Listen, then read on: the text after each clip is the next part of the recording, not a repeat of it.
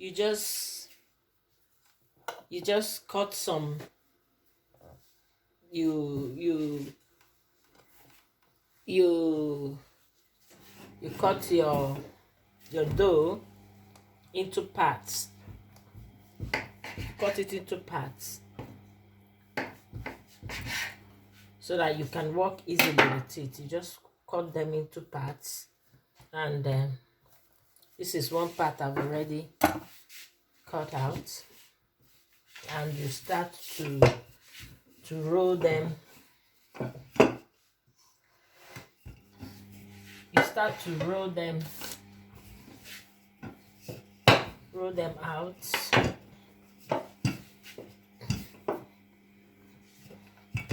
Actually, I always use a saucer to get the shape of the meat pie, to have the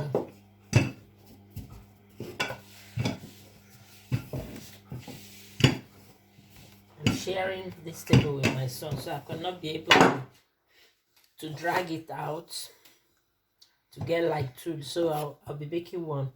So you just place the saucer on top of the dough and just use a sharp knife to cut out the size of the meat pie, and this, keep aside the remaining part of the dough. This is done. Then this is what I want to talk about. Yes, please, in the farmhouse here, in the greenhouse here, we have everything that will give you the main, this is the main source of the meat pie. Next time, maybe I'll put you through the process. We have here grounded meats, we have here a potato, and we have here a carrot. All are just, you slice them in a smaller part, and you add your onions. Add your onions to the hot oil. When it gets to the high temperature, the hot that hot temperature that will be able to fry out the onions. Once you start to smell the aroma of the onions, then you add your meat. You continue stirring. You stir for some time because the meat is already crushed, so you don't allow it to get done much. Then you add your carrot, because the carrot is raw and is hard, so it's advisable to add your carrot early. Usually I like to boil my potato a little bit, so that I will have that soft feeling, and the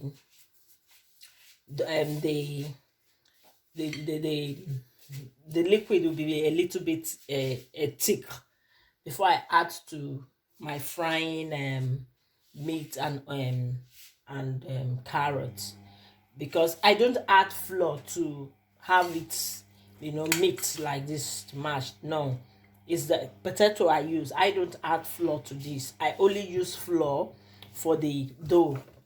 I don't add flour. I pre-cook my potato and allow the liquid to be a little bit. Then during the frying period, I add salt to taste. You can add, I usually prefer this classic Knorr. It's like a Maggi cube, but this is in a powdered form. It's easier to use, it's easier to use. You can add this, the normal classic, or you add the vegetable just as you can see here. You see the carrots and everything. This one is, for vegetable. So this one is for vegetable, and this one is a plastic. So this is just in a powdery form. This is how it is. It's how it is. So we'll be using it most of the time. We'll be using it most of the time. I prefer it. But if you cannot, you can also use Maggi. We have Maggi here. This Maggi is very, very nice. You can use Maggi to add to this meat pie sauce. So that is that. Then, as you can see, son, please, can I have a fork there? A fork to close up the meat pie. Yeah.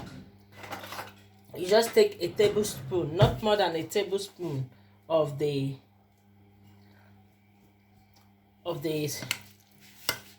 mixed, not more than a tablespoon of the mixed sauce, meat sauce, and you just close up. You close up. Be careful when you're closing up. Close up like this. Use your hands to envelope it well, just like when we are posting letters. It's important to envelope it well so that during the process of baking, it doesn't really burst. You try to always close it well. Then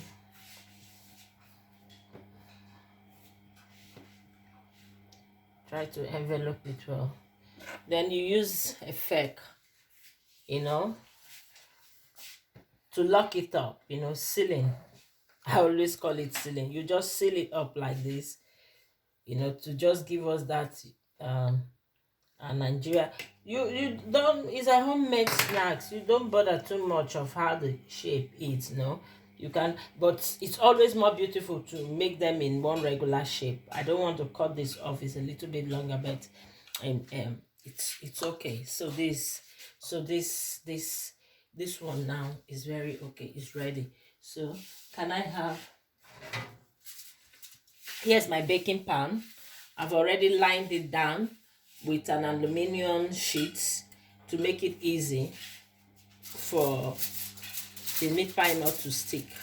So as you can see, this is, I'll be putting them here. So I will make some more quickly with the same dough that I use, that I cut off. If you find out that your table is sticky, you just put some dry flour on the table. You go again. You just go again and go again. You go again, go again, go again. If you have a very spacious table, you can even make out 2 or 3 cuts of meat pie at the same time. But I'm doing one because my son is using the other side of the table. So just like this, like this, like this. You get this one off.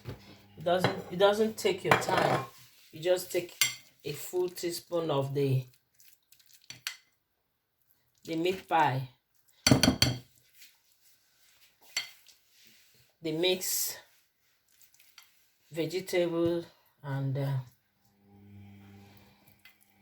you just do it. When you look at it, you know the portion that can really fill, what you've got. You just be careful. Just take it and always try to assist with your hand to seal up. Try to assist with your hand to seal up and the shape. You just go again with your fork. Just seal up. You just seal up. This is just it. This is another one. This is the second one.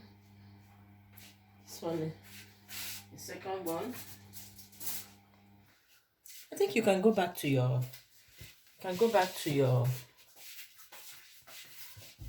work. So you'll be doing you go back to your, just got some, add to the remaining one. That time.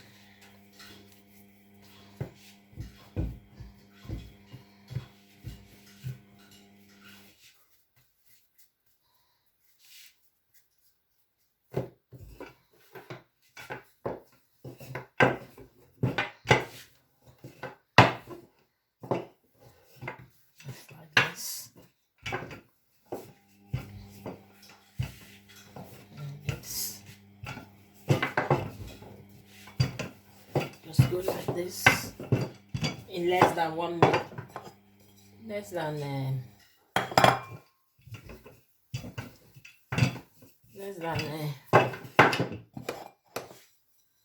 30 seconds.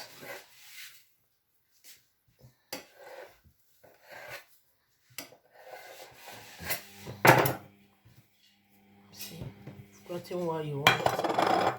Just like this. The kids will really enjoy doing this because they see their mom doing it like a robot.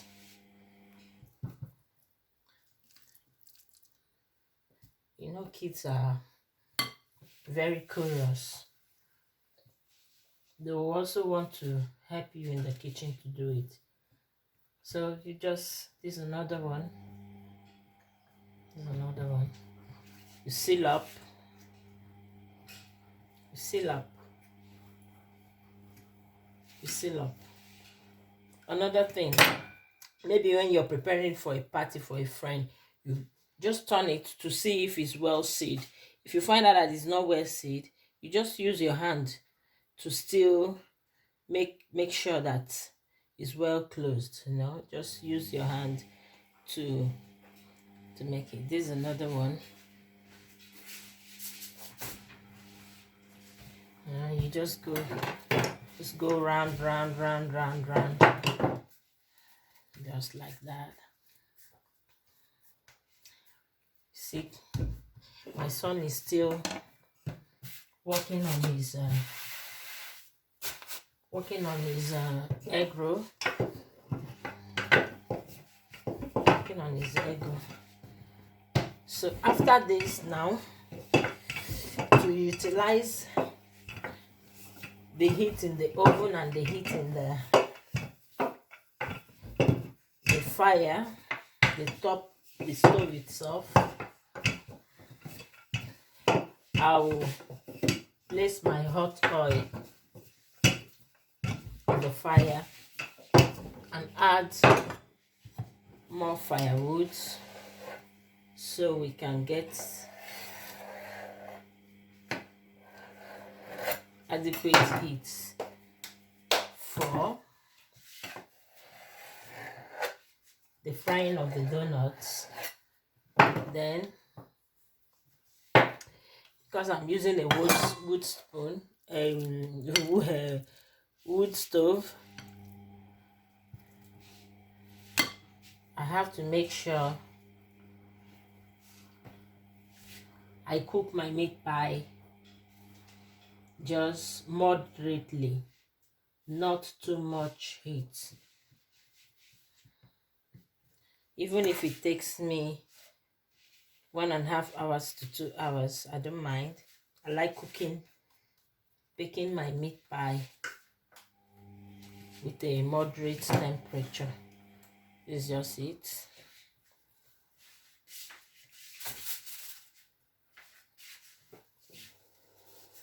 So after this, I get the oil on the fire. Get the oil on the fire.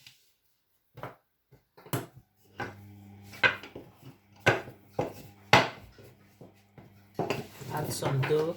Once you just find out that your dough is not cooperating with you, you add some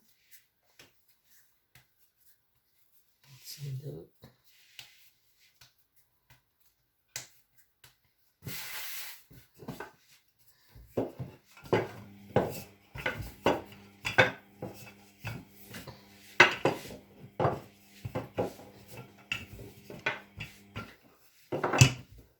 Another thing I forget to inform you guys is it's always advisable to allow your dough to rest in the fridge for some hours, depending on you. I don't really have to. I don't really count my hours. I can leave my dough in the fridge for the next day because the cooler it becomes, you know.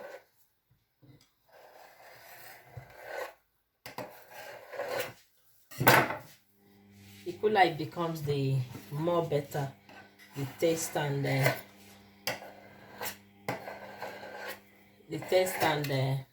texture and the cooperation of working with it makes you work a little bit faster when it's chilled in the fridge.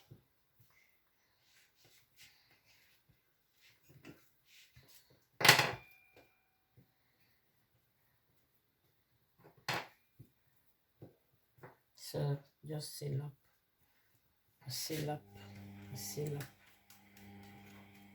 seal up, seal up very well. Just seal up. It's another one. I'm trying to see if I'll be able to fill the pan.